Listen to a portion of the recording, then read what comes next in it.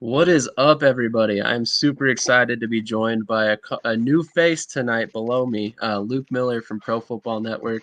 Luke, how you doing tonight? I'm doing good. Thanks for having me on. Absolutely, super excited to have you here. We also have Pierce. You can't see him, but he's here in audio. And then to my right, your left, most likely. He is my co-host for the show every week, Michael Washington. You also have seen him on his new ELF podcast, The Summer Showcase, which launched this past week. So if you haven't checked that out, make sure to go check it out now.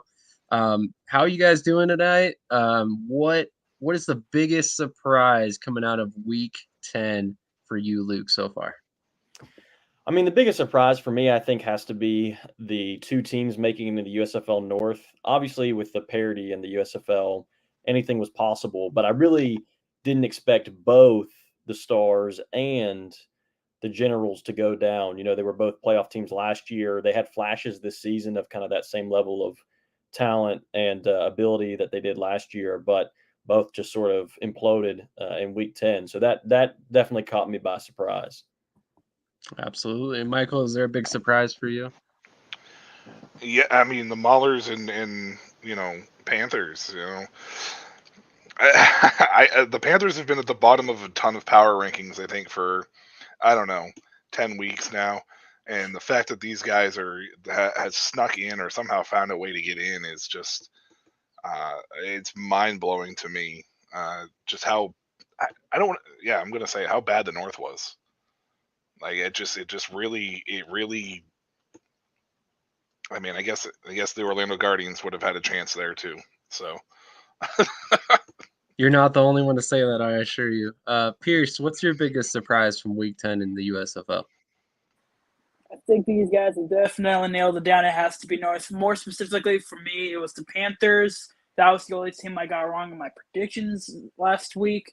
And I would say not only the fact that I won, it's just how they won. Like how that game ended up turning out was a bit shocking to me.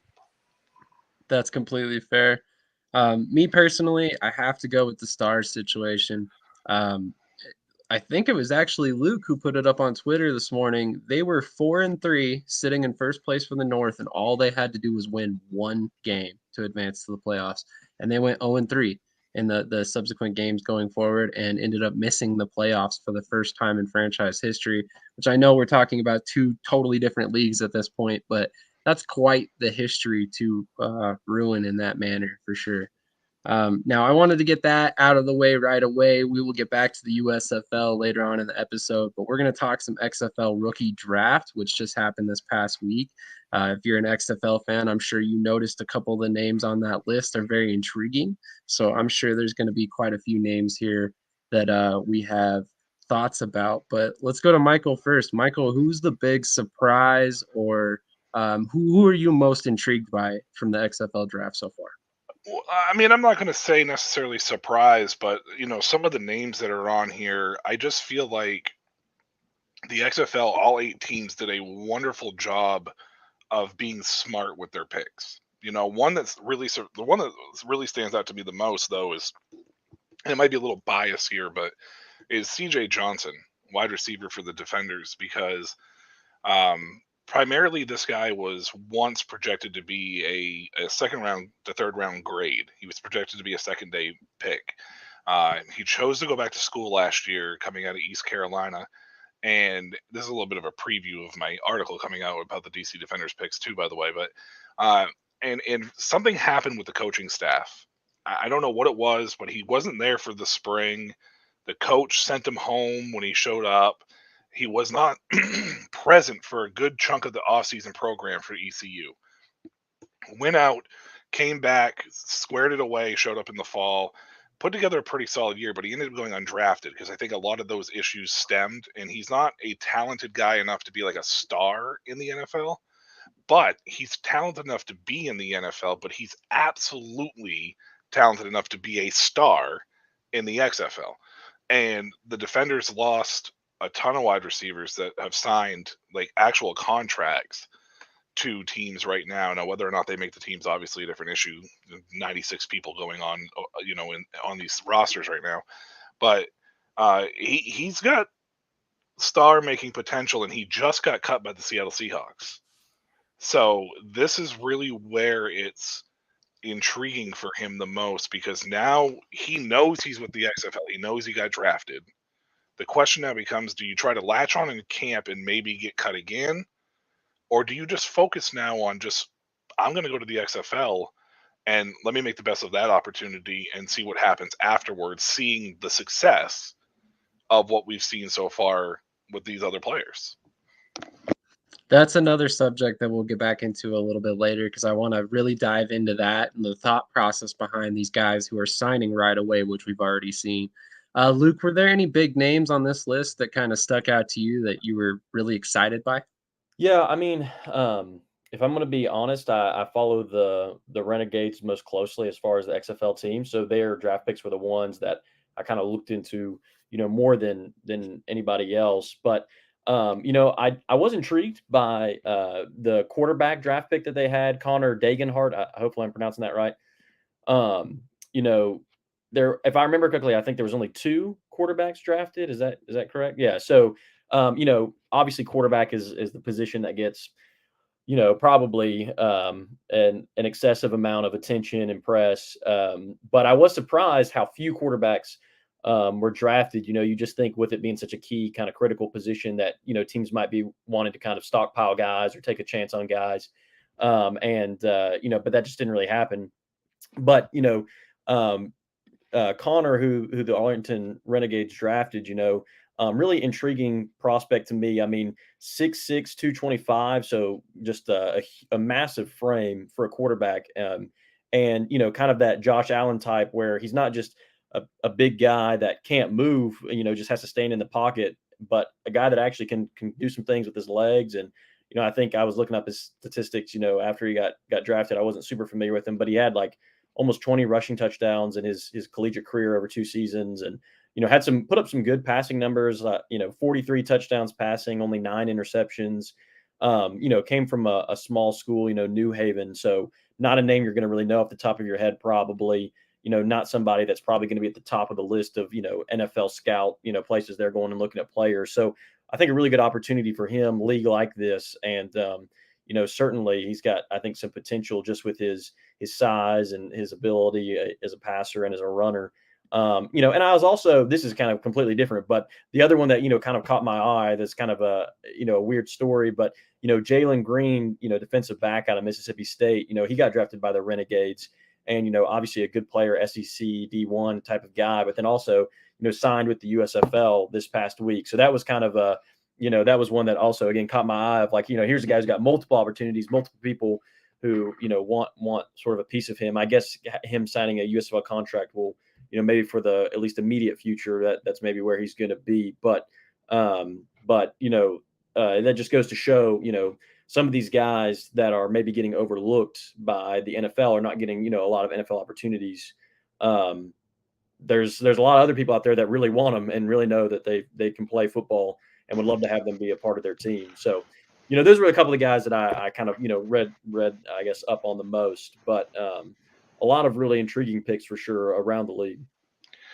Interesting note, real quick, Luke. I don't know if anybody caught this or not, but Jalen Green's name has actually been removed from the complete XFL draft list Okay. for Arlington. He's not on there right now, and they only have 9 picks according to the site. And then on top of that, I have a reason, or at least I think I have a reason as to why there was so few quarterbacks taken in this specific draft. But Sam, go ahead and Pierce first, and we'll come back to that. Pierce, who were your big surprises in the XFL rookie draft? I'll be very blunt with you. As a Orlando Guardians fan, didn't really look too deep into these guys because I'm just like, we play pretty low. Like, these guys are automatically a win. Like, I haven't looked into it, but the only one that caught my eye actually was for the Vegas Vipers, and that is Utah Tech safety Darius Nash. So obviously, I am a Utah Tech Trailblazer. I've watched this guy play for the last couple of years, and he's pretty good. He's a team captain. He makes really great plays when he needs to. And senior year, he did pretty solid. And he made it to Saints rookie camp. He didn't get a contract, but ultimately he got drafted by the Vegas Vipers, which is, probably very convenient for him because it's only like maybe an hour and a half away from St. George. But that's the only one that I've been really interested in. I really hope he does well. Yeah, aside from that, that's all I got. Absolutely. So a couple players that I wanted to point out. One player in particular for the Arlington Renegades that you guys might want to keep an eye on is wide receiver Charles Hall.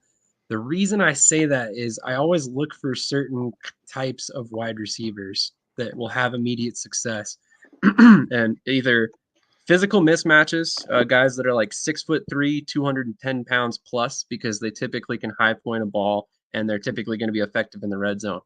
And then wide receivers that are built like running backs, because they typically will get yards after the catch, and that's where most of their damage is done.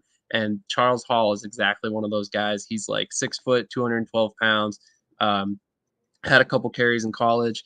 It was very dominant at Virginia Union, and then went to a bigger school and kind of fell off a little bit. So it'll be interesting to see how he does against the XFL competition.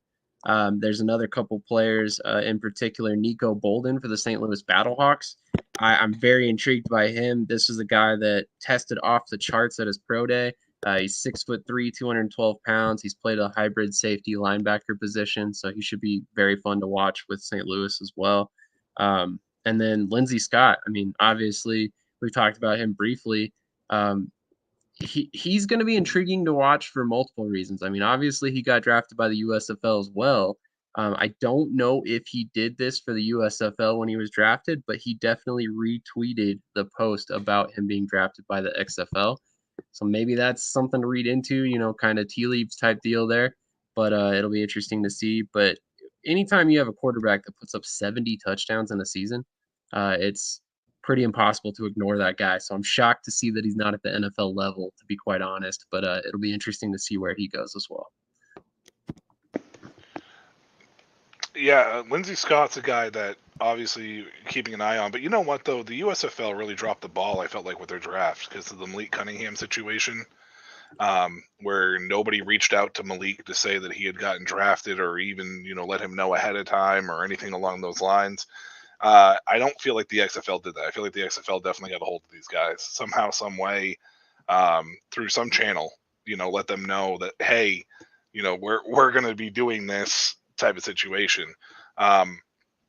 Speaking of Lindsey Scott, and one of the primary reasons why I don't think there was a ton of quarterbacks here, Luke, is primarily because the XFL is going to be doing like 3 separate drafts. Essentially, they're going to be doing after the NFL cuts, and then in November again, like they did last year. And I believe that if I'm correct, the after cuts, the after NFL cuts, is going to pretty much be free reign as to whoever's just not on a team. So I bet you that second draft is going to have primarily a ton more quarterbacks taken there. And then maybe we'll see a couple more taken in November to kind of round out rosters if somebody loses a quarterback or whatever it may be in that situation. I did want to point out the Orlando Guardians draft real quick for Pierce, because the top 3 toughest positions in these spring leagues that we've heard from coaches has been offensive line, cornerback, and D-line, right? The Orlando Guardians spent 2 picks on linebackers, 3 picks on offensive line, 3 picks on D-line, and 1 on a defensive back. So they were definitely tackling the positions where they struggled the most last year. And I thought that was a smart draft. It was probably one of the smarter drafts as far as these rookies were concerned for the Guardians, because now you're providing depth at the positions that struggle the most to find depth in. So, and you're giving them a head start. That they know they have an option. So if they don't end up sticking, they know where they can go. I agree. In fact, if you look at Seattle's draft class, they did very similar. They loaded up on offensive line. I think they took 2 offensive linemen, 2 defensive linemen, or 3 defensive linemen, sorry, and 2 of them were from the same school. So it's very interesting to see how these teams attack this draft class, per se. And then I want to say, somebody can correct me in the comments if I'm saying this incorrectly, but I believe the XFL draft had an application process for players, to make sure that they avoided some of the confusion that the USFL had.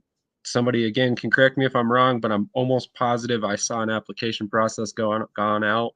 It could have been for the showcases though, so just throwing that out there. I don't want anybody taking that as gospel because it's probably not, quite honestly. But I believe there was some sort of communication to the draft picks or the people who were eligible for the draft ahead of time. I was So going to say, if I could jump go in ahead. quick, there were two other guys I kind of had forgotten about, but as I was looking back through the picks while you guys were talking, that came to mind. Just guys that I'm more familiar with just from living in Alabama. But one was Jaleel Billingsley, who I believe was drafted by the Brahmas, I think. Yeah. Who played tight end. Really, he started out at Alabama, played for Nick Saban there for 3 years, and had some flashes where you saw some potential, but he was never really the guy. And when Steve Sarkisian left to go to Texas, he kind of followed him there, and things just didn't really quite pan out there. But obviously, if you're good enough to that Nick Saban says, "Hey, I want you to come play here," that the guy's got the talent to play at the highest level, and he's got good size and can move really well, and had again some flashes while he's in college, but things just didn't quite pan out for him. So he's a guy I could see getting the right opportunity. He reminds me of, if I could make a USFL comparison, he kind of reminds me of maybe, somewhat similar to a guy like a Jay Sternberger, who, Sternberger had more success in college than Billingsley did, but he kind of, Sternberger kind of got lost in the shuffle after he was drafted early on, never really panned out, but the talent was always there. And if you have kind of been following Packers fans who have been tweeting about or commenting on Jay Sternberger and the USFL, the one thing that I've consistently seen from them is they've all said, hey, like the reason things didn't pan out with Sternberger in Green Bay wasn't talent. It wasn't a talent issue. There was just other things going on that prevented him from kind of breaking out there. And so the talent's always been there. He just needed another opportunity. And it's very likely, I think, Sternberger could be a guy that gets an opportunity to get back to the NFL. And so Billingsley kind of strikes me as one of those guys where, like, the talent is there. He just hasn't necessarily maybe had the opportunity that he needs. And another guy, too, just again, another guy I'm familiar with, but you were talking about receiver Sam and Trey Shropshire, who got drafted by the Defenders. He was the leading receiver for UAB, University of Alabama in Birmingham, here where I live. And great receiver, 6'3", 200 pounds, got good size, good hands. Was honorable mention Conference USA last year. I think had just shy of 1,000 yards, several touchdowns. I looked him up while we were talking about this, but I didn't know this. I knew he had a great year, but he was actually ranked third nationally in yards per catch, almost 23 yards per catch. So kind of a big play potential guy. UAB's got a great football program here. Again, it's not University of Alabama or some of these other kind of big, Power 5 programs. So some of these guys slip through the cracks, but he's another guy that, just somebody I'm a little more familiar with that I think definitely has the potential to make some noise in a league like the XFL. Absolutely. CJ Johnson's the Lucky Jackson replacement. Yeah. And what'd you say his last name was? I know it. Shropshire. How's it pronounced? Shropshire? Yep. Is that how it's pronounced? Okay. Is the replacement for Chris Blair. There you go. I mean, the big play potential there for Shropshire. So, yeah, like you said, 23 yards you said? Yeah, almost. I'm curious. 22 and a half yards per catch.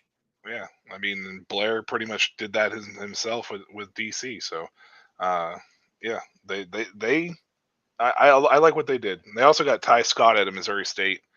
If you don't know anything about him, or if you haven't heard him, he's definitely a name to keep an eye on as well.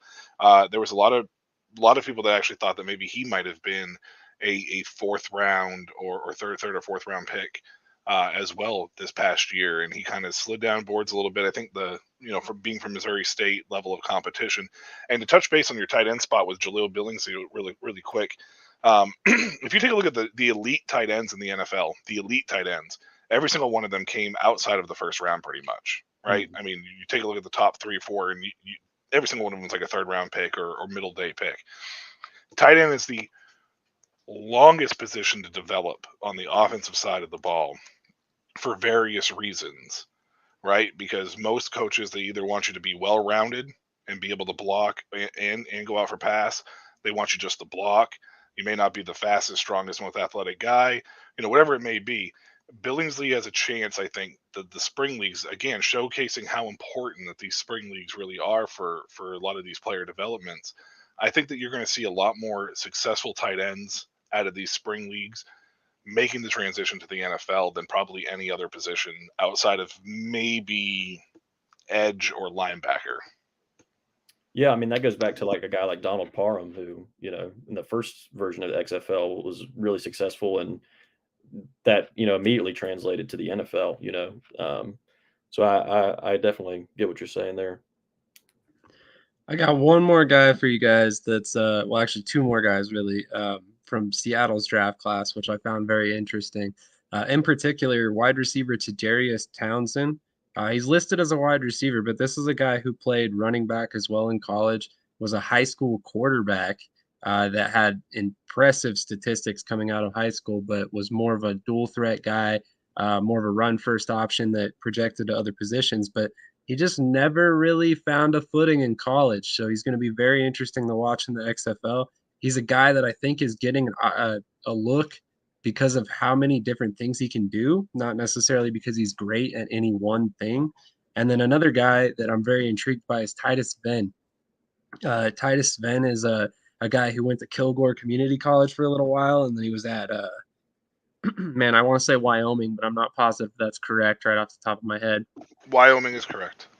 Oh, okay, cool. So apparently my research stuck a little bit better than I thought.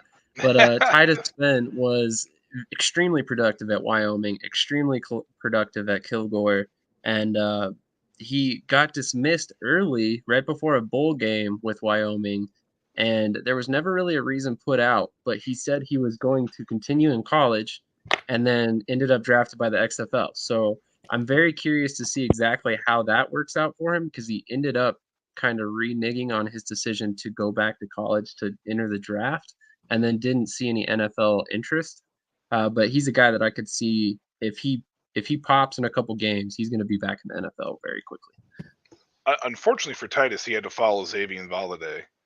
Valladay left, Wyoming after 2 sensational years and went to Arizona State, and that's when Swin got his chance. But Titus entered the transfer portal and didn't get the interest in the portal that he was hoping to get, and that's the reason why he decided to bow out and then take his chance as an undrafted free agent. He knew he was going to go undrafted. I don't think that there was anybody that was projecting him to be a late round pick. Maybe he would have slid into the 7th round if things fell the right way. But running back's a tough position because if you're drafted in the 4th round, that's basically a first round pick for running backs. Essentially nowadays. So it'll be interesting to see what happens with him in Seattle. Hopefully his head's on correct because we still don't really know what the reason why he was dismissed before the bowl game was, and you always have to wonder, where's their mentals at this point. The one thing that I did say that I saw that he said about it was that their scheme doesn't fit my style.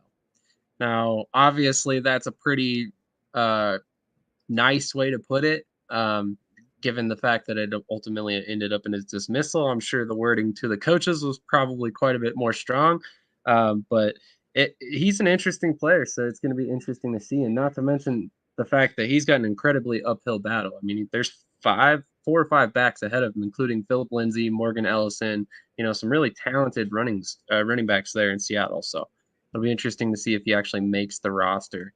And then Williams, our guy who does all of our custom jersey concepts, check those out on the website. Jarrett Horst, who was, I believe, the first overall pick in the USFL draft, if I'm not mistaken, by Michigan.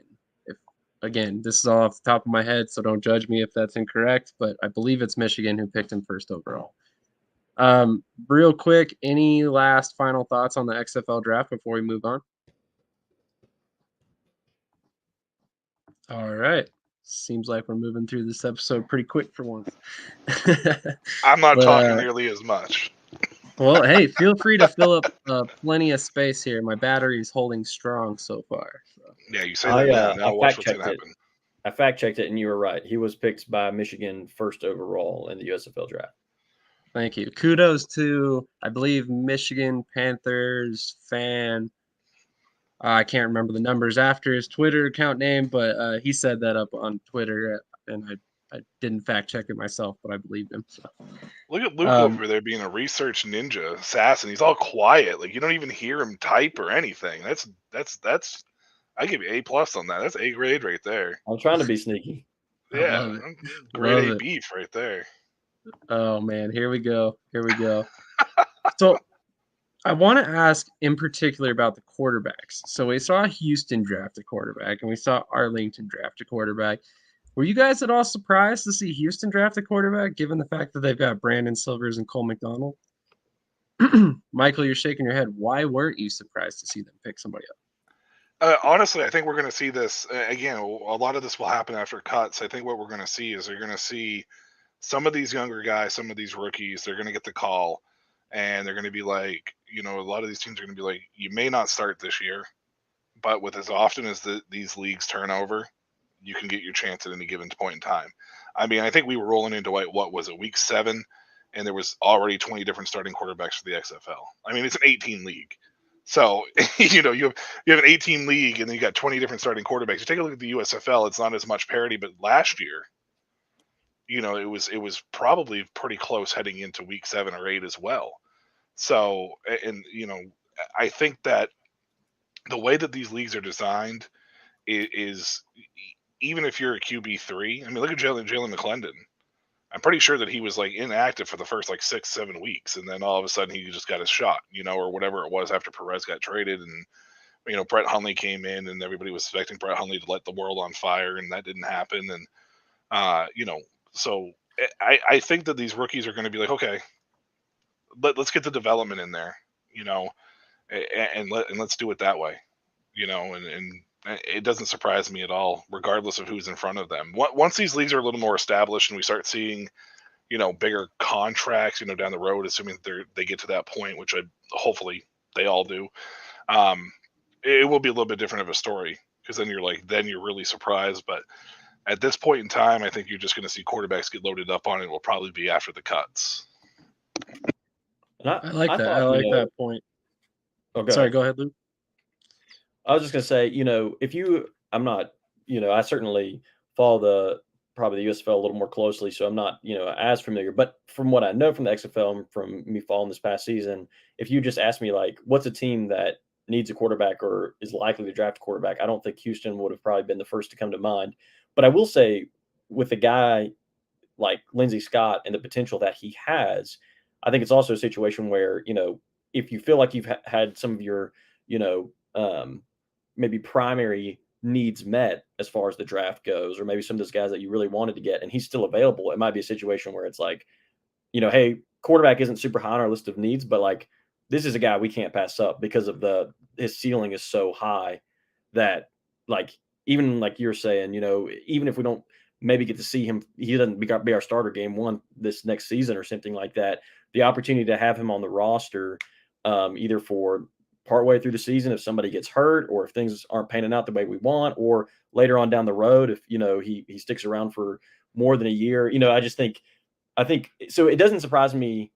It surprises me in the sense that Houston doesn't necessarily seem like a team that needs a quarterback, but it doesn't surprise me that Scott is a guy that maybe a team felt like, we can't pass this guy up.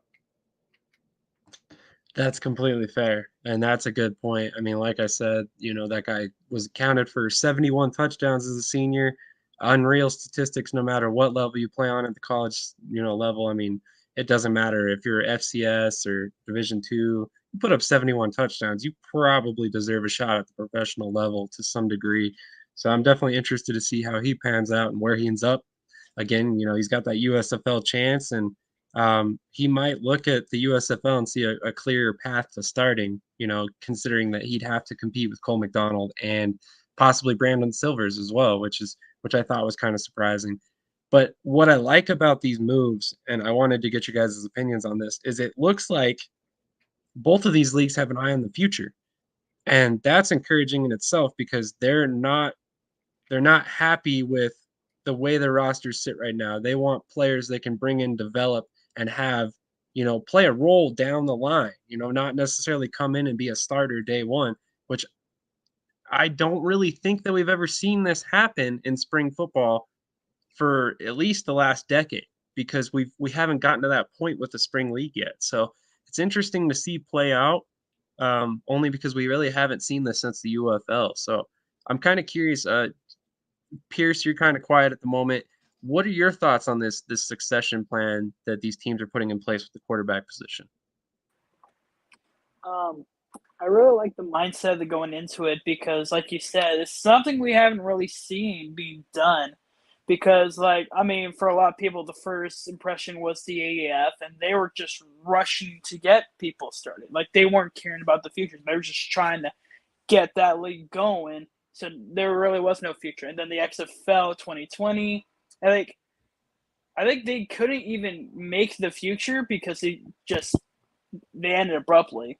And then it seems like with the USFL now, be successful in the XFL, that they can finally see what a future can look like if they were to continue on. Because now they don't have any problems. There's no global problems that's going to stop them like COVID did. And, they're obviously financially pretty well. So I think they finally passed that beta stage of just like, okay, we just need to run and then see what we can do. I think they're finally like, all right, we can start getting some future players, trying to get some players to hold on to so that can just keep us going. And yeah. I like that point, definitely. Michael, I'm curious, what do you think about these succession plans being put in place? I mean, I know we've talked a lot about quarterbacks tonight, but that's obviously the premier position that everybody wants to talk about. But it's kind of across the board that these rookies are being brought in to kind of fill these holes that the NFL players departing have made. Yeah, I think it's smart because obviously the USFL and the XFL, they're not setting up to be a one-hit wonder. Like they want to be long term. They both have, different strategies and plans in place, but I think they're both very legit and capable strategies. They're different, but at the same time, the ultimate game is the end game is the same. So whenever you look at it from that standpoint, you have to look at the quarterback play. I mean, I believe it was Oliver Luck when he came back in 2020 with Vince McMahon that was talking about how quarterbacks are the primary focus. Like quarterback play. And I don't know if he borrowed that from the AAF when the AAF was rushing it out, but that was a regurgitated thing that Oliver Luck had said prior to. He was actually the first one to say it. The AAF just stressed it because they ran everything out. But so finding quality guys that may go under the radar, such as the guy that Arlington took, Eberhardt, I believe. Is it Eberhardt? Dagenhart. Dagenhart, and then Lindsey Scott. Obviously, like you said, anybody who scores 71 touchdowns or accounts for 71 total touchdowns should be getting a look, regardless of whatever it may be. Whether or not the NFL ends up being the end game is a different story because it all just depends on how it falls. But I mean, we've seen it before. PJ Walker, Taylor Heineke. We've seen these guys have some success at the NFL level, and they got the opportunity because of where they were. John Walford from the AAF in 2019 wouldn't be with the Rams if it wasn't for his time at the AAF. So it's encouraging to see that they have a goal in place or a plan in place to at least focus. And it's not just the quarterback position. I know that we were just talking about that, but for any of these FCS guys that may have been a little bit further down the depth chart on some of the FBS schools, like Chad Townsend from Texas Tech, he was down a little bit further than, he wasn't a primary focus of that team. D2 guys, NAI guys, HBCU guys. I mean, you go smaller across the board. It's a great focus for all of them to get a chance, and you can see that there's talent. You just got to find it, and that's what these leagues bring, and it gives them an opportunity and chance to find. Because I'll be honest with you, Lucky Jackson, Chris Blair, they probably wouldn't be on NFL rosters right now if it wasn't for the XFL at all. Period. I would 100% agree, and I'm sure there's many more names that you can say that for. Oh, there's a ton of names. Including USFL. And, oh, yeah, you have two. realistically, even the XFL 2020, AAF, it goes all the way back. I mean, these leagues have been valuable all the way back to the first iterations of them way back in the USFL. Some of the biggest NFL stars ever came out of the original USFL. So, moving on to said USFL, we had quite the Week 10 action.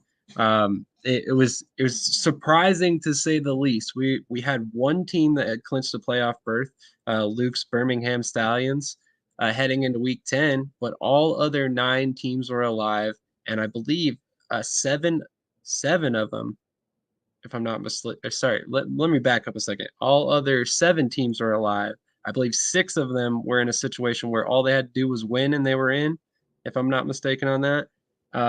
So it was a very interesting Week 10. I think it played out to the USFL's liking. I would think, the parity was unrivaled in any other league this season, quite honestly. So let's go to Luke first. Luke, what were your thoughts about this past weekend? And were you surprised by anything in particular other than the North Division, like we spoke about before?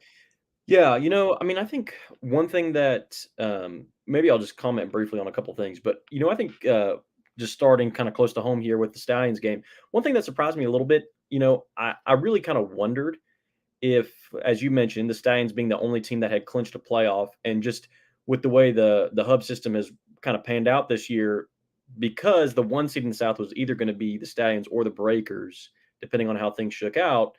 The game was guaranteed to be in Birmingham. It was just a matter of whether the Stallions would be on the home sideline or the away sideline. So, given how many injuries the Stallions have had this year, and given that there's no bye week in these kind of spring leagues, we only got a 10-week regular season, and there's not an opportunity for guys to kind of, rest a week, heal up.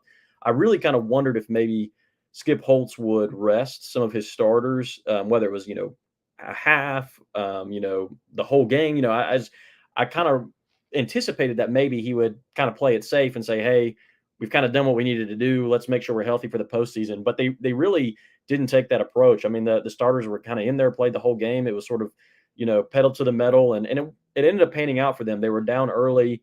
I think it would have been probably disappointing if they had lost that game, having played their starters. But the good thing for them was they kind of dug themselves a hole, didn't play well in special teams, turned the ball over 3 times, and they were still able to pull out the win, which I heard him on the radio this morning here say, was he thought was, a good confidence boost for them going into the playoffs to say, "Hey guys, we didn't even play our best football. We still were able to get a victory. Like, let's clean these things up and we can be even more dominant in the postseason." So, but that surprised me a little bit. Just, it's different obviously from the NFL where you have a shorter season, no bye week. I just, I was just kind of unsure, like, how is he going to approach this in this situation as a coach in one of these leagues? And how are the players going to approach it mentally? Are they going to want a week off? Or are they going to say, "Hey, I don't want a week off. Like, that's going to cut into my paycheck. That's going to cut into my film time. Like, I'm trying to get to the NFL." So that I think kind of, surprised me a little bit. I wasn't super surprised by the Breakers Gamblers game. That kind of went about how I expected. There was a little more defense early on than I expected, but I did think the Breakers were probably the better team and would pull it out. And then obviously there was a good level of intrigue with the games, the North games.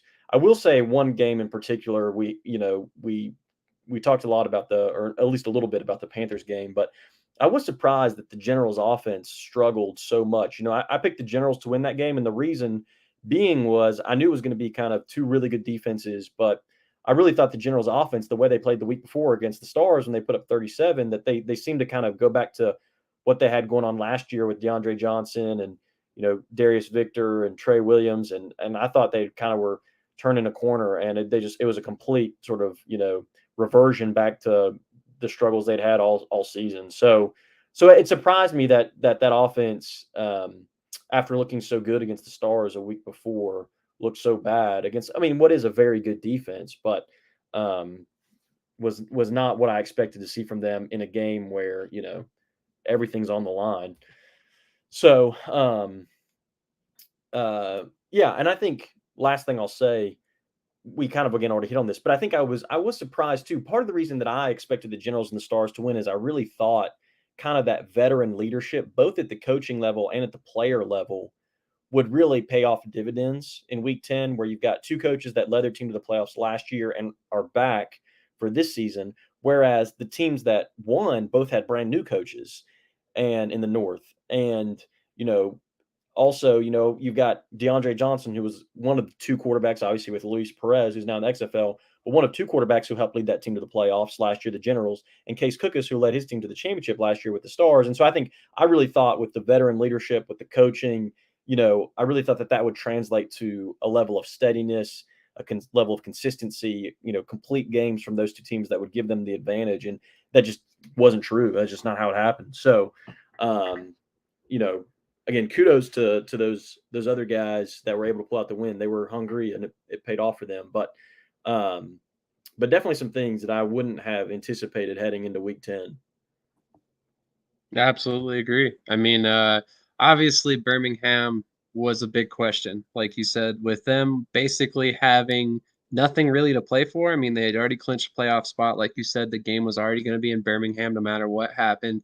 The seeding doesn't really matter when there's only two teams playing a championship game. So it's kind of hard to add any extra value there for Birmingham. So I think personally, I liked to see Skip Holtz play all the starters, but what were your thoughts as a Birmingham fan? Were you happy to see the starters play out the game? I think it's kind of one of those things where I can kind of see the pros and the cons both ways. I will say, well, I guess I think the main thing I would say is I think it was kind of a position by position basis because, like, for example, the Stallions right now only have 7 offensive linemen on their roster, so it's like if you're an offensive lineman, there ain't no rest for you. Like, there's nobody else behind you to come in and play, right? So it's like you're up, buddy. Like, sorry. Whereas we have some other positions where we do have obviously a little bit more depth. So just like an easy example, right, would be quarterback, where um I will admit I was pretty nervous about them playing Magoo just because he obviously, he's been very durable this season to his credit. He hasn't had any major injuries or anything like that, but he is obviously a very like aggressive player. He's very smart with the ball, but he takes chances. He runs the ball. He doesn't slide. Like he tries to make things happen.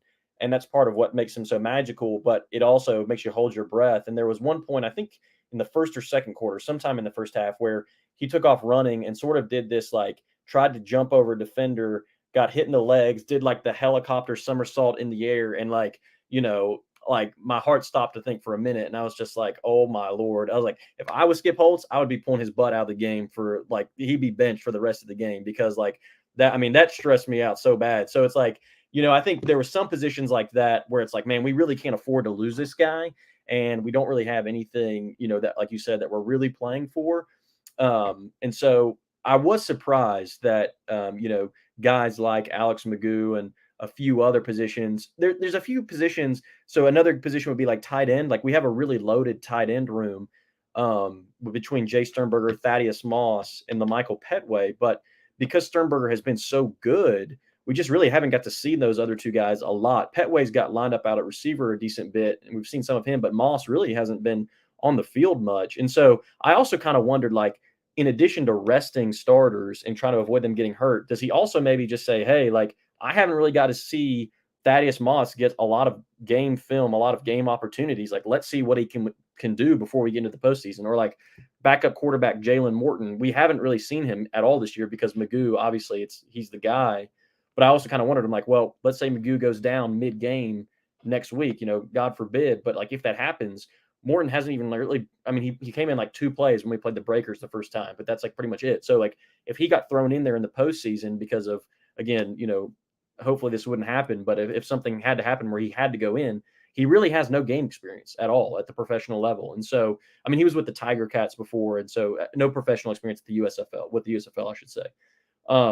So I do think there was a couple positions where I was kind of like, man, if it was me, I would really seriously consider resting some guys and getting a look at some other guys.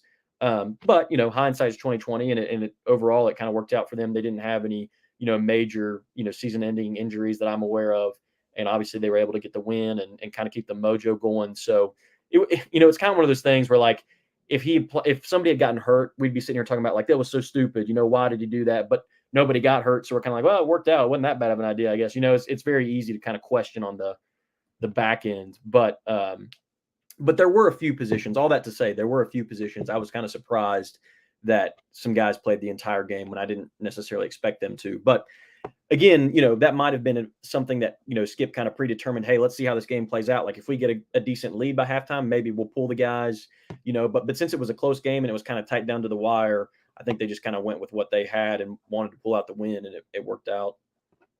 I would agree. Pierce, you're also a Birmingham Stallions fan, so I want to hear your take on this. Did you want to see Jalen Morton play any this past weekend?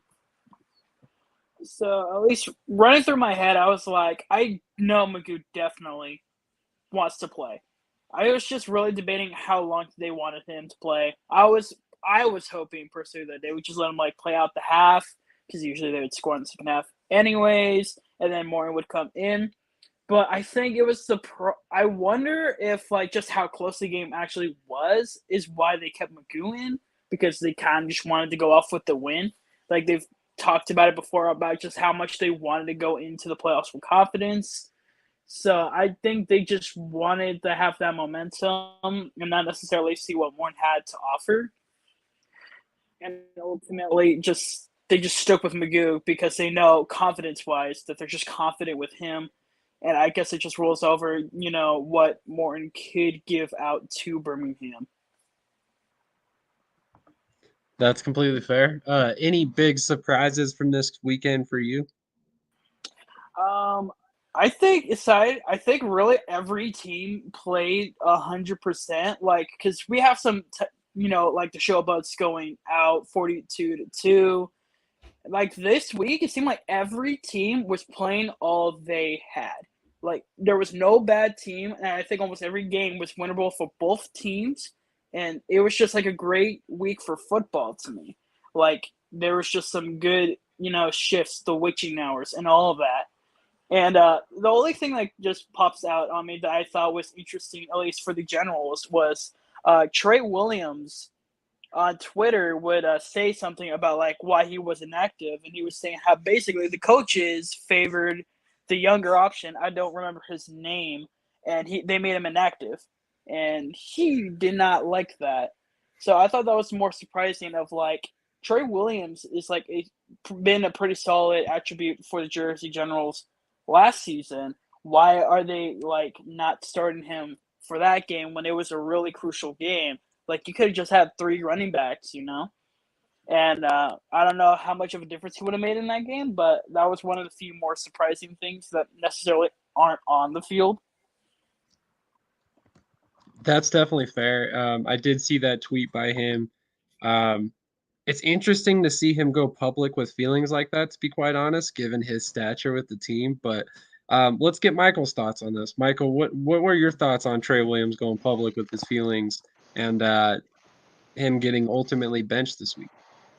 I mean, ultimately, I think it's stupid for any player to do it personally. I understand you have your grievances, and I understand you shouldn't not voice your opinion, but there's a time and place to do it, and Twitter is not the place to do it.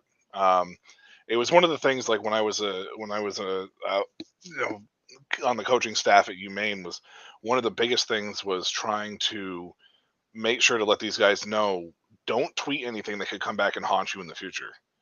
If you're disgruntled, you're upset, you don't like where your stature is in the on the team, talk to us coaches. Let's see if we can work something out. And if not, we will be happy to look for another school that or a school that runs for options, or let you look for a school that runs a offense or defense that might suit you better.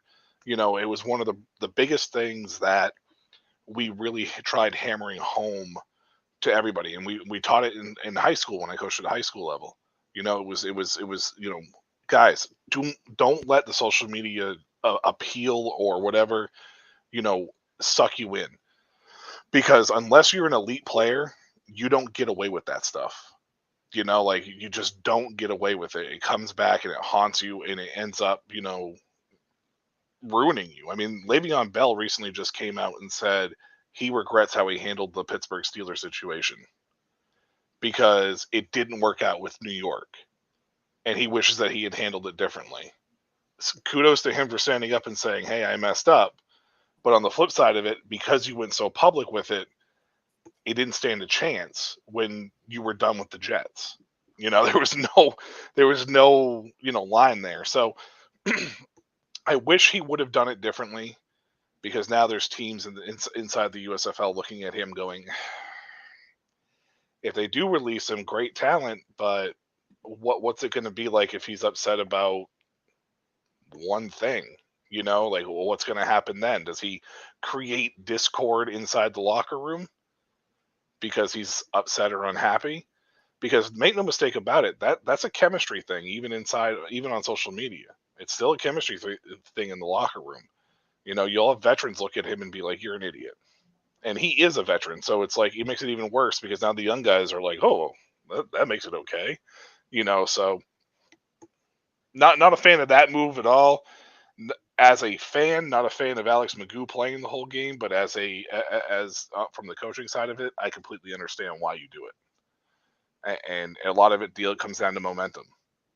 You take them out of that game, you get your butts kicked by Memphis. Let's just hypothetically speak. You get your butts kicked by Memphis, and you go into the next week trying to put Magoo back in, hoping that everything just comes back together and glues back together, and New Orleans goes out and dumps 42 on you. It really makes you question it. I think you get away with it a little bit better in the NFL because it is a little bit longer of a season, but at this level, I think you keep that momentum. And luckily Magoo didn't get hurt, even though he made some bonehead plays. Luckily he didn't get hurt for Birmingham, but it just would have been, as a fan, obviously you want Jalen Morton because you don't want Magoo to get hurt going into an important game. But on the flip side, as a team, you need to keep that chemistry and momentum going. So That makes sense. Did Le'Veon Bell apologize to Andy Reid? I no idea. Probably not. I'm going to assume he probably didn't, but he did apologize. Well, I don't want to say apologize. I think it was just more of an it was just more of an admittance of, I messed up type of situation, more than it was necessarily a I'm sorry Pittsburgh, or I'm sorry whatever, to whoever. Interesting. I'm just kind of curious because I feel like that kind of prematurely ended his career. I know he was on the back nine at that point already, but he went out and criticized his role with the Super Bowl team. And, you're criticizing one of the most well-respected and liked coaches in the league. That's not going to go over well, especially when most of his assistants are now head coaches. You look at Shane Steichen, Frank Reich, Doug Peterson, Nick Sirianni once worked for him. So that's 5 teams right there that are probably never going to touch you. So it's just interesting to see these players take these decisions. But like Le'Veon Bell probably thought he was bigger than the situation, and at this point he's getting cruel reality. And to be honest with you, Sam, if it was like year 3 when he was at the prime of his life, he probably could have gotten away with it, no problem. 100%. Later on down the road, it doesn't bode as well. I mean, think about it, Sam. We talked about 3 quarterbacks that left the XFL. 3 primary quarterbacks that left the XFL. And all 3 of them are in situations that are much worse than where they were in the XFL. Left the USFL to the XFL, but yeah. Well, whatever way you want to look at it, but they left the XFL.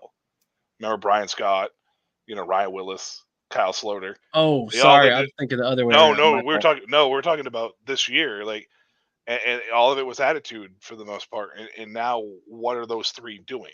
You know what I mean? So it's like, it's like they pay attention. Like, even if you don't think they're paying attention, they're paying attention. It's just the way that it goes about. So if you have an attitude issue and you make it public when you don't need to make it public, then it is one thing. I will say one thing, other than Brian Scott trying to twist the media portion of it, for the most part, a lot of that was internal. He didn't really go on. I mean, I guess it was kind of public, but I mean, it wasn't as public as like Kyle Sloter situation, So, yeah. Like, it was public through media outlets, I would say. Yeah, so it wasn't him voicing it. So I feel like had he not tried to spin the situation, it's possible that he never catches the flack for being public about his feelings. Right, and he probably would have actually went back to the USFL. It's If you want possible. my honest opinion, I think he probably would have gone back to the USFL. It's possible, although I believe we talked about this off camera at one point. There were some highly critical teammates of his with the Stars after he left, Oh yeah, that were very vocal about the fact that they were not surprised when he was let go by Vegas at all. Channing Stribling and Maurice Alexander, for two of them in particular. So it was kind of surprising to see those two speak up. But we all know Stribling he's not one to pull punches if he feels something. So it was kind of interesting to see. But I was actually thinking that we were talking the other way with Brian Scott, Kion Slaughter, and Luis Perez jumping to the XFL and then not finding the situation that they really had hoped. I mean, Slaughter, Scott, and Perez were all hoping to find a dead set starting job, and then ironically, two of them overlapped with Vegas.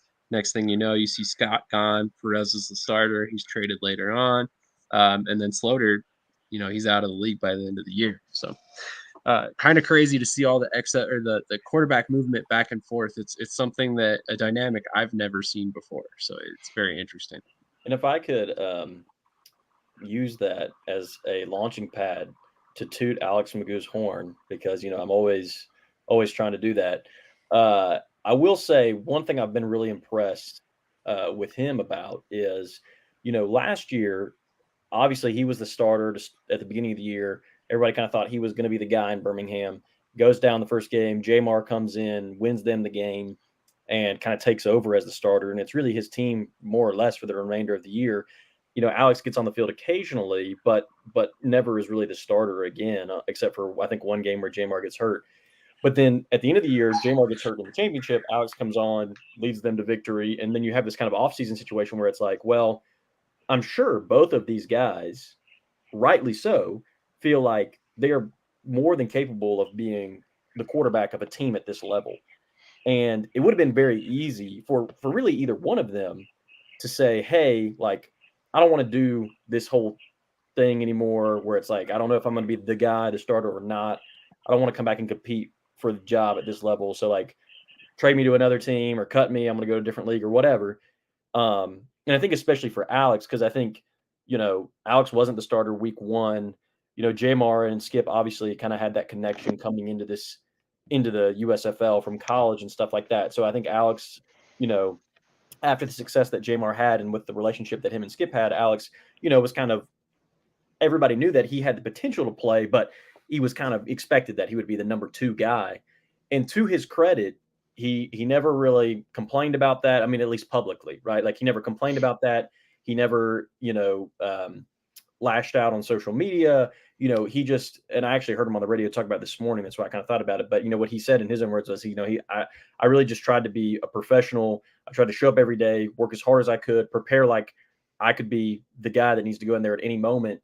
And that really obviously has paid off huge dividends for him. And, now I would assume most likely, like he's probably going to get a look, at least maybe a couple looks at some NFL teams and some NFL camps. And yeah, that maybe didn't happen as soon as maybe he would have wanted. And it maybe hasn't been the path that he maybe expected or wanted when he first got drafted into the USFL after getting some NFL shots and those not panning out. But I think looking back now, he's probably very thankful that he didn't tweet, a week before game one of this season, like, I can't believe I'm not the starter, or something stupid like that. And because he was just patient, kind of trusted the process, kind of like you were saying, Michael, like, that in these leagues, like, you're going to get an opportunity if it takes patience, but like, there's a lot of turnover. There's a lot of injuries. There's just like, if you trust the process, like, you'll get your shot. And to Magoo's credit, I think he really hung in there, really was professional about it, prepared, worked his butt off to be ready when that opportunity came. And then when that opportunity came, obviously he, really, really made the most of it. And so he's not the only one who's done that. There's lots of stories like that. It's just, that's a big name quarterback who kind of, to, I guess, serve a little bit as a foil to some of those other guys we've talked about. Even the guy like Slaughter, I mean, Slaughter's our 3rd string quarterback right now. Doesn't look like he's going to be active once this season for us. And he was all USFL last year. Like he was the top quarterback in the league.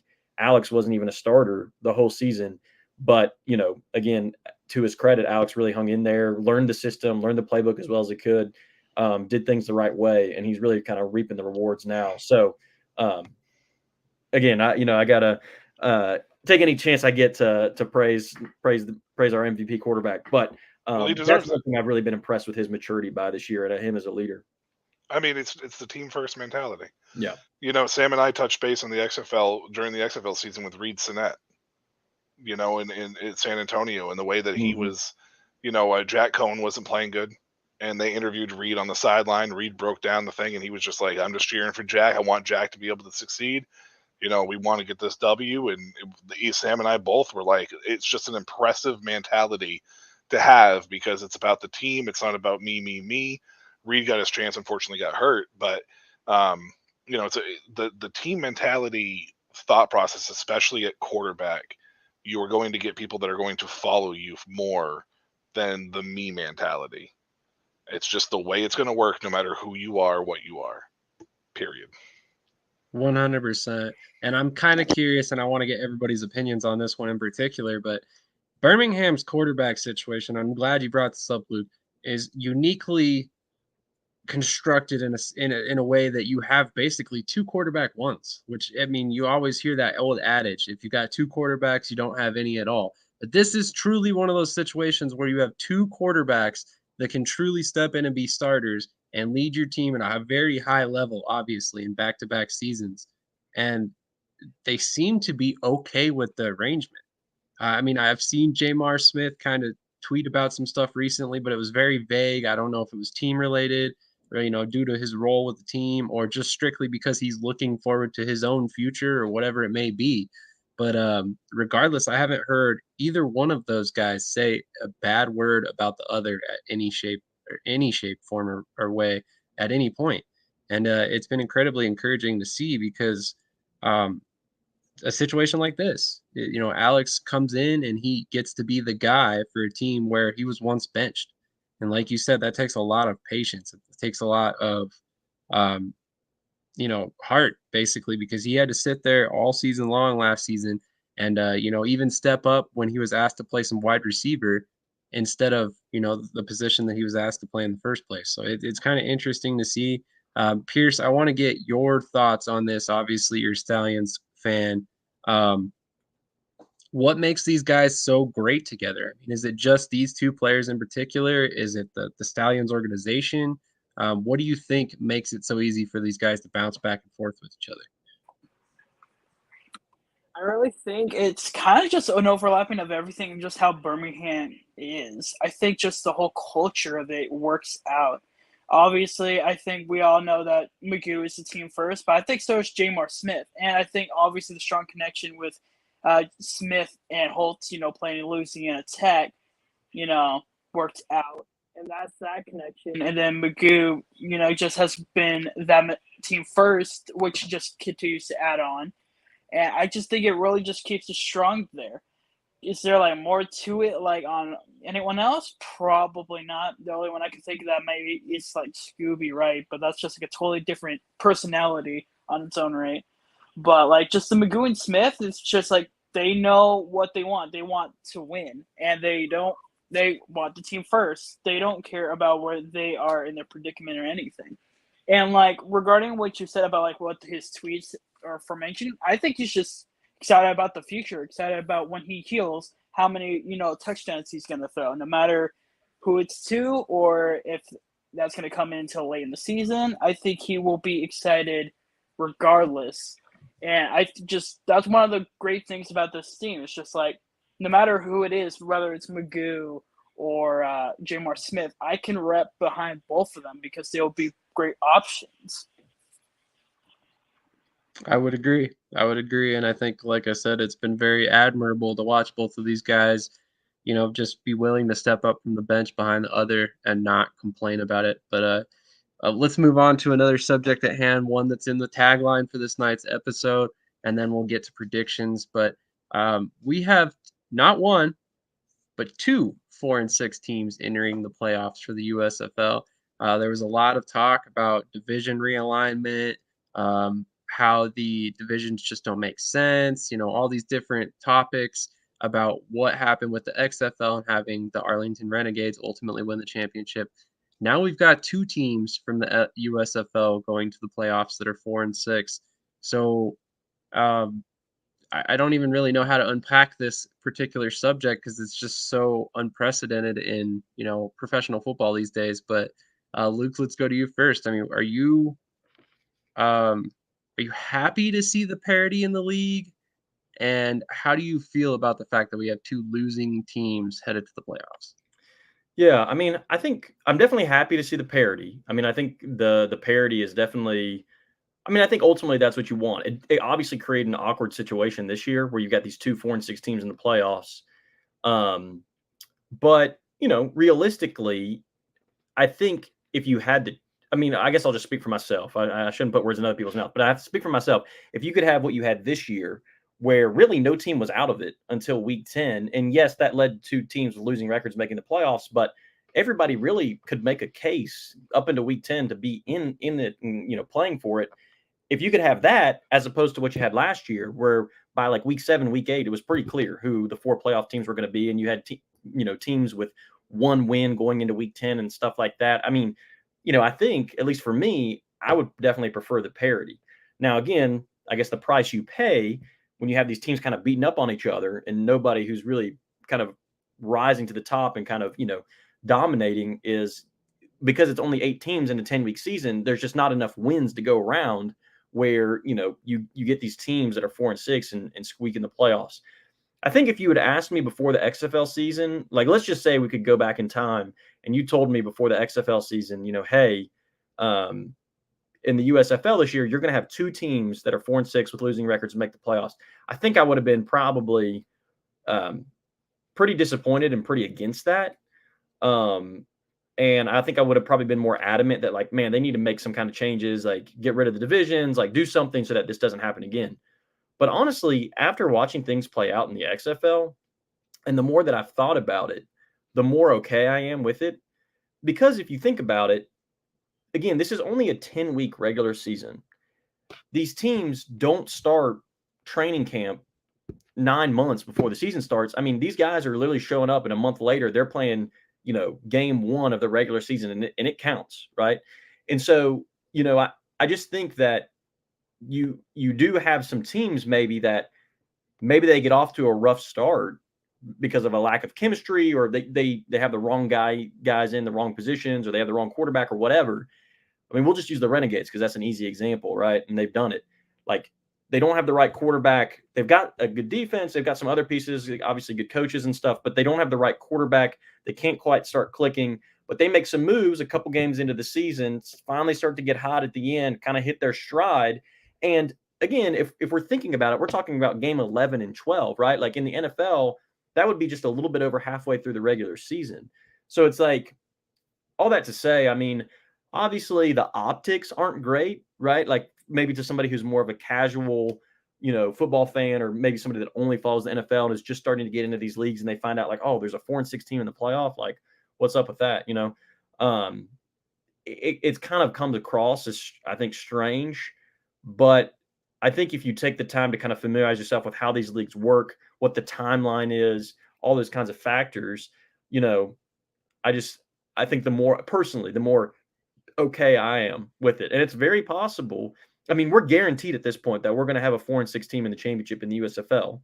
And just on simple math, right? Simple probability, that means you got a 50-50 shot of a 4-6 team winning the USFL championship. And that would be 2 spring leagues in the same year where that happened. And so, if that were to happen, even if it doesn't happen, like, you can't sit here and say like they didn't deserve to be there if they win it all. Like, it's like, what else do you want them to do? I mean, so I certainly understand the frustration for, a team like the Battlehawks or, the Gamblers or the Showboats. Like, I get the frustration that, hey, we were one of the best teams in this league. We won more games than these other teams. Like, we should still be playing.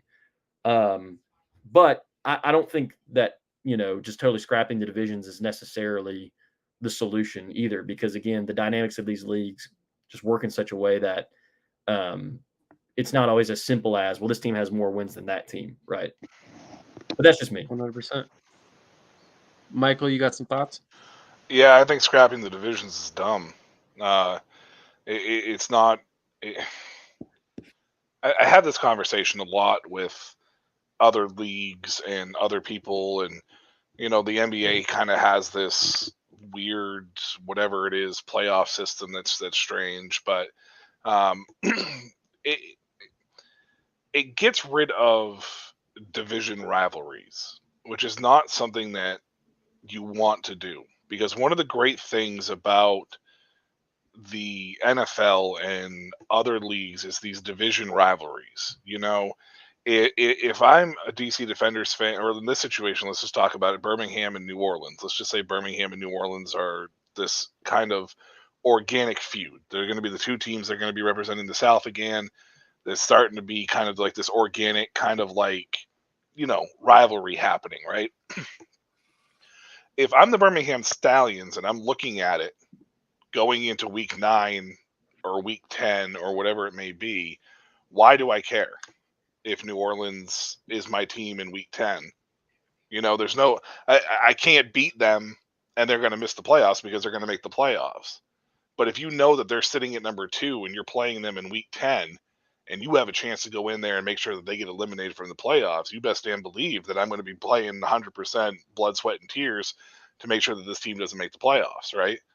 So you eliminate that when you eliminate the divisions, because it would have been the entire South division.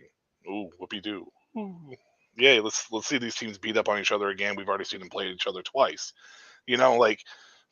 So I think getting rid of it's dumb. I mean, it's a little bit tough because it is an 18 league, so you can kind of make the argument, well, it's only 8 teams, but I think you need to organically build that, and it takes time. But you also have to remember, you're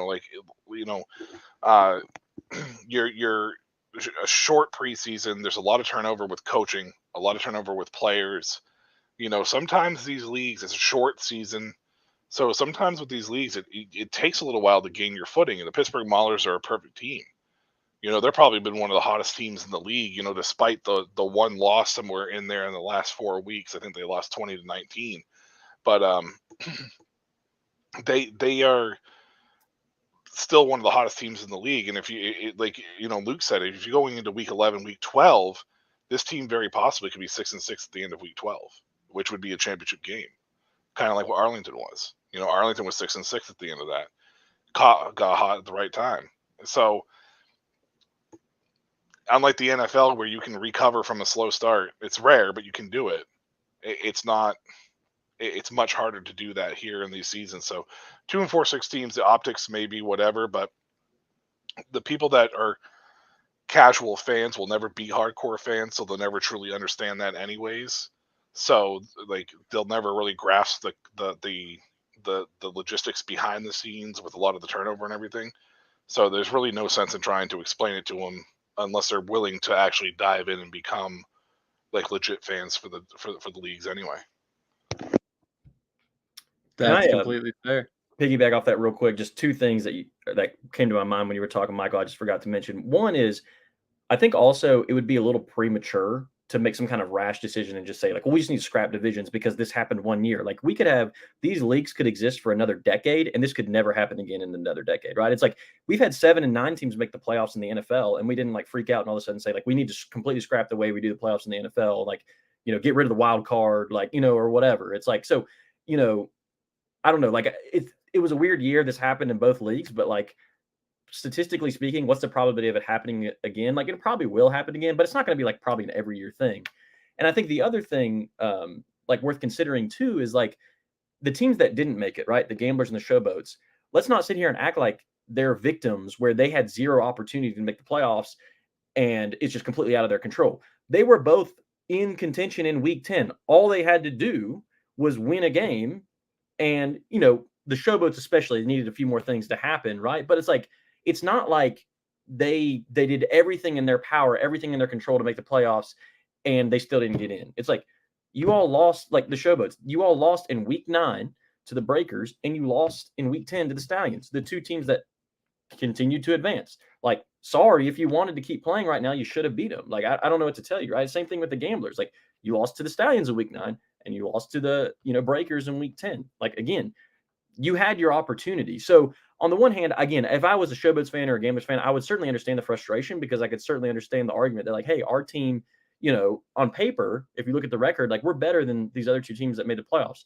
But at the same time, like you had your chance. It's called the regular season. Like if you want to win the championship, you can't go 5-5 in the regular season and then be mad because a 4-16 got in and you didn't. Like, you had your opportunity. So I think that's also the other thing is it's just like, the playoffs started in week 10 in the USFL and, you didn't get the job done. So you got eliminated, right? And if these 4-16s don't get the job done, they'll get eliminated too. But like the way things shook out, they got an opportunity to keep playing, but they won this week 10 and you didn't. So like I don't know what to tell you, so that's another thing. But that's just me. It was the same thing with the Battlehawks in the XFL. Yeah. They lost week 8 to Seattle or week 9 to Seattle, and Battlehawks fans were like, well, we should have won. And it was like, yeah, you won week 10, but if you hadn't lost that week 9 matchup, it wouldn't have mattered anyways because he would have been winning in. So 100%. Pierce, I'm real curious about your thoughts on this particular subject. Go ahead, shoot it. Let's hear it. So I'll start off with a personal note. I just love football. That's just the very blunt of it all. I just love football. And like I said, this week was like the best week because everybody played their hearts out. Like when I saw the Maulers play, like when I saw the Panthers play, the whole North Division, I saw like why, regardless of how many wins and losses they had, they're going into the playoffs with that momentum of they want to win and they want to go in the playoffs and win. Like the Maulers, they, like Michael said, they were hot. Panthers, slightly different, but like they still won the game. They still put it together and they still won that game to get into the playoffs over Philadelphia. And when it comes to like the South, the Stallions still pushed in to like just because they want to go into the playoffs with a win. Breakers still needed a win. And then the Gamblers, and then like Luke said, they lost very crucial games. Like sure, they still had the better record, but they lost the crucial games they needed to win. Same with the Showboats. Showboats had 2 huge, big, like, shutouts where, like, they needed to get, like, 62, 63 points or something? Like, they were basically not going to make the playoffs. Like, it was going to be, like, a hair of them making it. Like, they had their chances. Just because they got more wins than, the entire North Division, they still lost where it mattered. And I just think overall, people just complain way too much about football, especially with these young leagues. Like, this is their second season.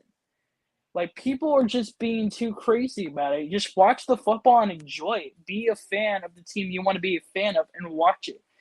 Like, and then, like, the only thing I could think that can maybe make sense is what, like, the NFL does now is just the first seed gets the bye week. And then the 2 teams next down, do was it wild card, and then they go against the 1 seed, which I mean that technically means 3 teams make it to the playoffs each division, and there'll only be 1 loser. But like even that, it's just like, is there really a point to change how everything is set up for the playoffs? And just with these teams that are with winning records, I don't think so. I think overall, just people just need to just love football, watch football, don't care. Like, just be mad about it after your team loses, but the next thing, it's just whatever. You move on. Could you imagine 66% of the NFL making the playoffs? Like, how ridiculous is that? Like, it's already bad enough that the NBA basically has 20 of their 30 teams or whatever making the playoffs in some capacity. Like, it's so dumb as it is. Like, you do 6 out of these 8 teams. What is that? The CIF, yeah. 66% of the teams making the league is just it's. And the reason why I say that, Pierce, is because that's not the first time I've heard somebody suggest that. Like, oh, the 1 seeds get the bye week, and then the next 2, and I'm just like, what? So you want 6 out of 8 teams to make the friggin' playoffs? What is the point? That's 75%, really. Actually, now that I think about it, so like, yeah, that is like, 100%. That is and awful. That's exactly what the CIF does. The Omaha Beef and Salina Liberty, they both got home field advantage up until the championship game. They both had a bye week. The Southwest Kansas Storm, despite the fact that they had the 6th worst record in the league and were pretty bad most of the season. They made the playoffs and actually gave Gillette a pretty good run for their money in the divisional round. So it was interesting to watch. But um, I think it's too much personally from this 8-team league. If I was going to make any sort of changes to the playoffs, I would make it to where the 3 and 4 seeds don't necessarily advance based on division. So, say you have a situation like this year, you get the division winner out of both divisions. So, I guess you'd have to figure out who won between the Maulers and the Panthers.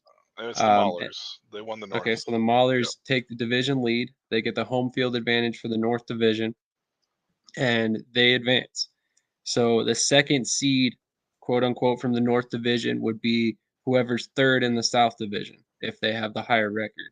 Kind of like, I forget what they call it in the CFL. The crossover? The crossover. Talking Thank about you. the crossover? Yeah, so basically kind of like the crossover team in the CFL, how they have the one lopsided division, how a team can leap over the other teams. So similar to that, to where you could see 3 South teams, you could see 3 North teams, but you'll always see at least 1 North team and at least 1 South team. But even then, that's tricky. Yeah, I was say the only way that I would do it, the only change that I would possibly make in these leagues is the 1 seed in the South takes on the 2 seed in the North, and then flip that vice versa. So then that way you have an opportunity and chance to say, okay, the South truly was as dominant as their record shows. Because, I mean, Birmingham and New Orleans, yeah, it's an organic, matchup. But when you only have 8 teams, you don't need to keep it conference specific. I think that matchup would be better as the USFL championship, because in a lot of people's minds, that Southern Conference Finals is going to be the USFL championship. Regardless if the North ends up winning, like that's going to be the look. Like Seattle and DC was probably considered the XFL championship game because of where it was. So a lot of people wrote off Arlington, me being one of them, and I know that a bunch of us were, just kind of wrote them off for whatever reason. But that would be the only thing that I would suggest, maybe doing something like that. Like leave the conferences, but have them cross, at least in the playoffs, just for right now while you're still in your infancy. I like that idea. I like that idea. It might make for interesting championship games, but like you said, it might also make for a situation where nobody can complain that one division was better than the other anymore. But we've spent plenty of time on this playoff stuff. We could probably talk about it all night because there's so much to unpack here. But let's go ahead and get on to the predictions, which with only 2 games this week should be rather short. So let's go ahead and go to the first game of the week, which is going to be the New Orleans Breakers and the Birmingham Stallions. Or sorry, that's the second game of the week. I was looking backwards. Michigan Panthers versus the Pittsburgh Maulers. Let's go to Luke first. And just so you know, Luke, we do score predictions, but you don't have to if you don't want to. Sure, why not? I will say I'm going to go out on, well, it's not really going out on a limb. This is, probably the easy part. I think it's going to be a low-scoring affair, most likely. You've got 2 teams, obviously, where defense is their strength, offense has been their struggle. I'm going to go with the Maulers. I say that hesitantly because I do think the Panthers, to me, out of all of the 4 teams in the postseason, are kind of like that Renegades team where you really don't know what their full potential is because of that quarterback change. And if Perry really kind of comes into his own quickly, the offensive struggles, if that gets done away with, well, obviously they've got a good defense. Like they could surprise a lot of people. So I do think I saw some flashes from Perry, especially in the second half, that make me intrigued by what could happen this week and potentially in the championship game. But I'm gonna go with my gut, which is that it's just still not enough time for him to, Perez wasn't traded, week 10 of the XFL. He had several weeks, to kind of get situated, and they really started peaking at the right time there in the postseason. And so I think it's still not quite enough time for Perry to really fully know the system, be able to kind of click as an offense, and especially when you're going up against arguably the best defense in the league. I just think they're going to be able to hold the Panthers, down. And I don't think it's going to be a high-scoring affair. My prediction, I'll say 2017, Maulers beat the Panthers. I think it'll be close. I think it'll be a low-scoring affair, but I think special teams and defense is really what got the Panthers here. But I think they're facing the one team that has better defense and better special teams than they do. And so I think the Maulers kind of beat them at their own game, and through special teams and field goals and good defensive play, turnovers and whatnot, I think they're able to muster enough points to beat the Panthers, who aren't able to score much against a really good Maulers defense. Absolutely. That's definitely an interesting game, regardless of who wins, given the parity we just spoke about. Do you have a score prediction, or did I miss it? Yeah, I'm going to say 2017 Maulers win.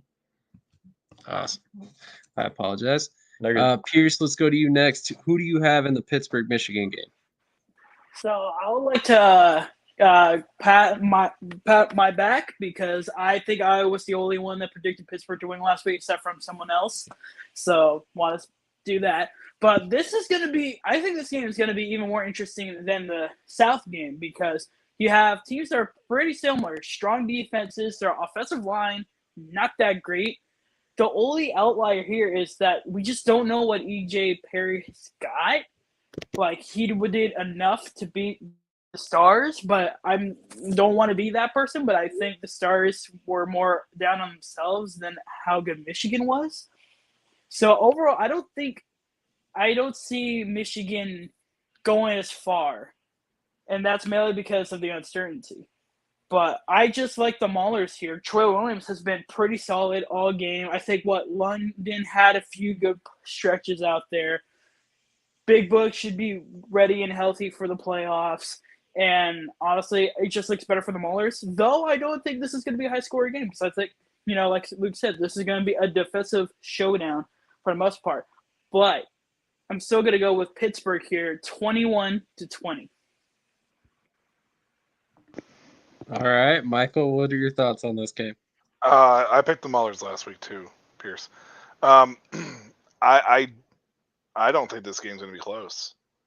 If you want my honest opinion, I think Pittsburgh is the better team. I think they're hot right now. I think Troy Williams is playing really good football in an offense that he knows, where E.J. Perry kind of is there. And honestly, E.J. Perry had one scoring drive. I mean, Philadelphia's special teams, again, which has been the bane of existence for them all year long, was absolutely garbage, and it cost them this game. It's this game last week, 23-20. You take away that blocked punt for a touchdown, and this game's 20-16. Philadelphia's in the playoffs, and we're talking about Pittsburgh, Philadelphia. So I don't think Michigan was impressive last week. They do play pretty solid defense overall. I just think it was all of Philadelphia's shortcomings that were put on display last week instead of all of Michigan's strengths. That's ultimately what I think happened there. And I think Pittsburgh is probably the most complete team right now at this moment in the North. And I think this game's going to be like 23-10. I don't even think that Michigan gets off the blocks personally. All right. I was not expecting that answer, but that does not surprise me entirely. I am going with Michigan, actually. So I personally am riding that E.J. Perry hype train. I understand he only scored one time the entire game, but I think a lot of that was due to play calling. We saw him speak up on the sideline about said play calling and how he wanted to get some passes in that he could actually complete. And I think that's what happened when he finally scored on that last drive. They finally started listening to him and calling some plays that were a little bit more conducive to success for him. No offense to Eric Marty, offensive coordinator, who's been on this channel. Big fan of the guy, but sometimes you just need to listen to your players a little bit. And I think that's exactly what happened, and that we started to see a little bit of progress on that Michigan offense.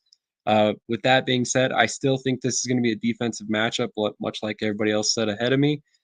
So I think it's going to be a game where we're probably going to see 24-17 Michigan, and even that seems pretty high for this game. I could see it being a game where we see, honestly, like a 17-13 game or something like that. Moving on to the next game, the last game of the weekend, we got the Birmingham Stallions taking on the New Orleans Breakers. Let's go to Luke first. Yeah, obviously, I'm invested in this one, and definitely makes me a little nervous. But I am going to go with the Stallions. I do think, obviously, the Breakers are a great team. They're playing really well right now. They've worked out some of the kinks from that losing streak they had. But the Stallions have been hot. They've won 5 straight, and multiple of those wins they lost the turnover battle. They had a worse turnover margin than their opponent. So I think they've proven to me how good of a team they are by being able to win in those adverse situations. Obviously, the Breakers are I would say the next best team in the league, so they don't want to dig themselves a hole again and have to kind of climb out of that. But I think that's really been a good confidence boost for them going into this game. They're going to have, I think, a really good home, field kind of advantage with the crowd and the energy here. And I just think both defenses for these teams have been playing better. But I think especially the Stallions defense, at the beginning of the season, the first time these teams met, when the Breakers put up 45 on them, the defense was really their liability. I mean, they couldn't stop the Breakers no matter what they did. And they've really, I think, worked hard and improved as a unit. The last time they played, they held the Breakers to 20 points. They really kind of got a lot of pressure on McLeod, really kind of contained Hills. They were really able to kind of frustrate what the Breakers wanted to do, and they've continued to play good defense since then. And so I think if the Stallions defense can play like I think they will, I think that's going to be a big difference maker for them. Both of these offenses are going to score some points. It's really just a matter of who can kind of contain the other one. So I think it's going to be, the first time these two played, it was kind of a shootout. The second time they played, it was kind of more of a defensive affair a little bit. I think this one's going to be somewhere in between. I think we're going to see, some good offensive play on both sides of the ball, but I think we're also going to see some big defensive stops at points too. And so I'm going to go, I'm going to say Stallions win 34-28. And hopefully they don't make me eat my words. I like that. Pierce, what are your thoughts on this game? Are you seeing Birmingham scoring 30 points?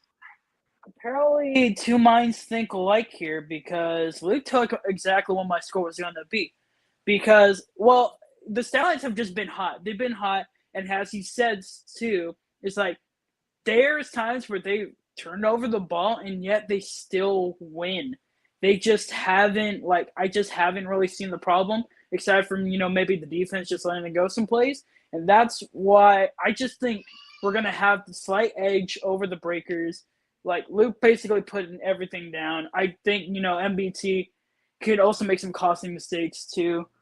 And I think that would be a problem. I think we've been also able to contain running backs, like, a couple weeks ago with Mark Thompson. He didn't do much against Stallions and the Showboats. Was just a little bit more harder, but I think West Hills will be well contained. I think that's the one things they're going to focus on. But aside from that, yeah, I'm definitely going Stallions 34-28. All right. If you're a Stallions fan, you might want to go bet on that score right away. Michael, what are your thoughts on this game? Something tells me you are not predicting a Birmingham win. So last week I said that I was 10 for 10 picking the Breakers this year. I was incorrect, actually. I picked the Stallions in both the games that they played. So I am sticking with the Stallions in this one. Look, obviously I'm going to be rooting for my Breakers. I'm deeply invested in my Breakers, and I really want Coach DiFilippo, who was a guest on this channel, and I interviewed him, and we interviewed MBT as well. We definitely love them here, and hope for the best for them. But Alex Magoo is playing really well right now, and it's hard to deny when somebody is playing that good. The Breakers, the 4-3-3, 4 wins, 3 straight losses, 3 straight wins to end the year, right? So now, what's that fourth game going to be? Is it going to be 4 wins like it was, or is it going to be the start of a new streak, down the road? So I think New Orleans has a team to knock off Birmingham. I think this is the most dangerous game that Birmingham could face, because as much as I like Pittsburgh in the North, I don't think any one of those teams in the North has a chance to beat Pittsburgh in the championship. So if it's going to happen, it's going to be this game. This game may be a little bit mixed bag of something. The first half may be more defensive. Halftime score could be like 7-7, 10-7. But I think the second half, primarily the fourth quarter, will probably be the fireworks that we're all expecting. So I'm going to say 31-30. I think that's the third straight 1-point game I've predicted for these guys. But I just think that's how close they are. I still think New Orleans has a better receiving core. I think Birmingham has the edge in quarterback. Wes Hills is the edge in the run game, but CJ Marable is the edge in the all-purpose game. Tight end is pretty similar. Offensive line is a little shoddy for New Orleans. I'd give the edge to Birmingham there for the offenses, and I think that that's going to be the difference. Defense, you could look at the defensive lines. I think they're both pretty equal. Linebackers, I give the slight edge to the Breakers, but then the back half I give to the Stallions. So I think that offensive line is going to be the quite edge. The only reason why I give the edge to the Breakers at the linebacker position is because Scooby Wright hasn't played all year, pretty much. So we know how talented he is, but is he going to show signs of, trying to get back into things or whatnot? So that'd be the only reason why I'd give the slight edge to the Breakers at this point, because Fernandez is a stud. So 100%. Well, man, I did not see this coming, but we're gonna have a sweep for Birmingham on this game. I personally am saying 26-17. I know that's a really weird score. It just strikes me for some reason. And it just honestly, I don't see a whole lot of teams being able to put a complete game together like Birmingham has done several times this season. Whether you're talking about special teams, offense, defense, it seems like every week it's a collective effort to get the W, and that's more than I can say about any other team in this league. They are possibly the most complete and arguably the deepest teams in terms of depth at every position across the board, uh, across the league. Quite honestly, I mean, you look at the quarterback position to start, and I think that says it all for the whole team. So I'm very excited for this weekend because I think it's gonna be two really good games. I think they're gonna be close games. I don't think we see either one of these games open up past like a 2-score deficit, and I think they ultimately both close within a score. But it'll be interesting to see exactly what happens this weekend. Luke, real quick before you get out of here, you are predicting Birmingham versus Pittsburgh in the championship game.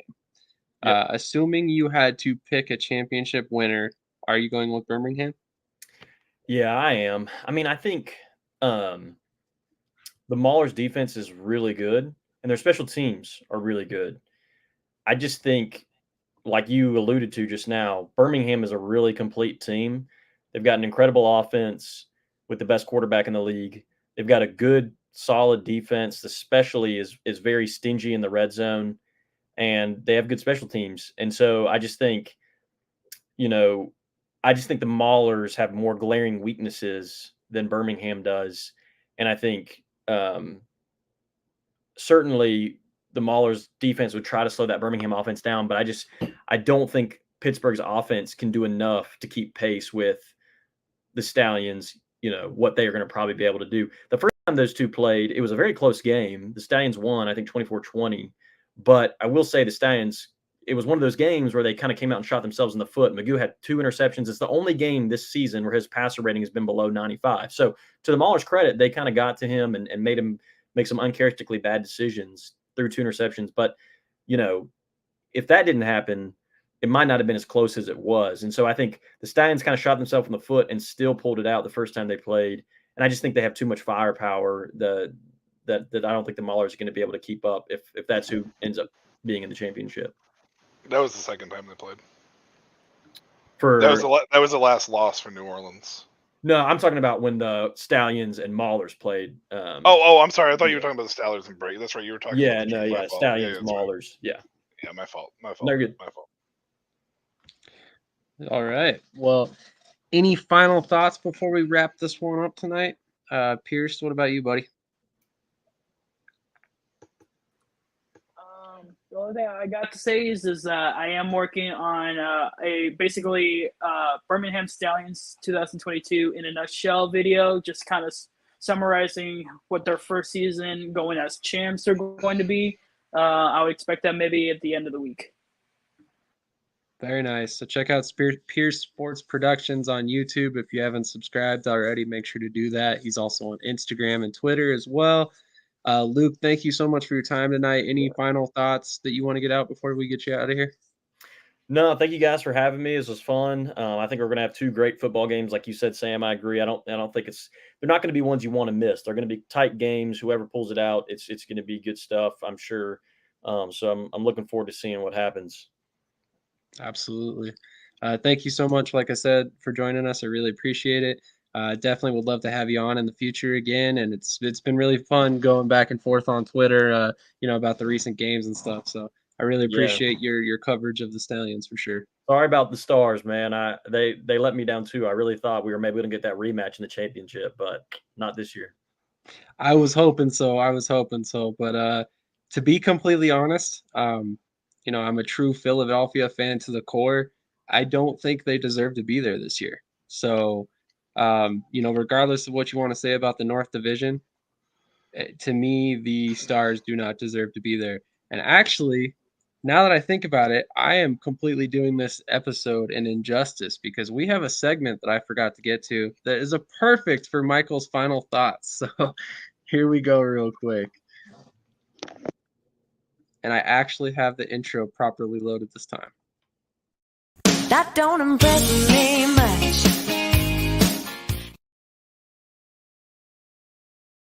I mean, honestly, let's just talk about this. It's been the Achilles heel for the Philadelphia Stars all year. Their kick coverage, their field goal. Well, the field goal unit on the offensive side has been good, but punt and just all coverage in general has been absolutely dreadful. Special teams has been a absolute nightmare. I believe they gave up over 200 yards on kick returns to the Michigan Panthers this past weekend, plus the punt return, the punt block that was returned for a touchdown that kind of pretty much sealed the game for the Panthers. And I say sealed the game because it changed the momentum of that game before EJ Perry went down and scored that last touchdown. That last touchdown would not have mattered otherwise because they still would have lost 20 to 16. So the Philadelphia Stars, for everything that happened this year between the offensive line issues, the defensive issues, it's the special teams that was their Achilles heel all year long, and it finally bit them in the butt. And that don't impress me much, Philadelphia.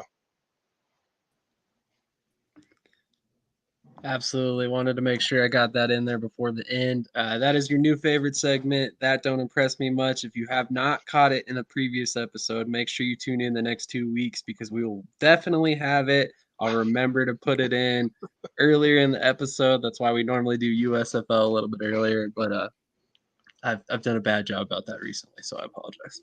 We had other stuff to talk about. It's fine. Hey, we always do. And with that being said, we really appreciate everybody who tuned in tonight. I know those numbers have been climbing up and jumping all over the place all over. So if you tuned in, hit that like button, subscribe, help us continue growing because we're really only getting started here. So definitely help us continue in our pursuit of a bigger audience. And with that, I'll leave you with a little idea of what else we do here. This is Brett, and you're watching Shady Sports Network. Tune in, hit that like button. You might wonder, what do these guys do? Player signing announcements. I never in a million years thought you would actually come on to break this news. So without further ado, go ahead and tell everybody what happened today. Yeah, man. I just had to work out with the Cincinnati Bengals. Signing me right out. Without further ado, I'd like to announce that, I'll be taking my talents to Salina Liberty. This just in, The Major League of Football is reportedly collapsing, unable to pay hotel room bills, with players being kicked out of their rooms and hotel managers asking them to leave voluntarily without issue. And then we got Lions wide receiver Williams is debuting this week as a starter. That's something to look at as far as the eye test goes. And then another one on the eye test is Mostert. It might be coming back to Miami. And we can see if he has a role in this offense and see if he can be viable for the next couple weeks coming and help us in the playoffs and possibly towards a championship. That would be very nice because he's sitting on my bench right now.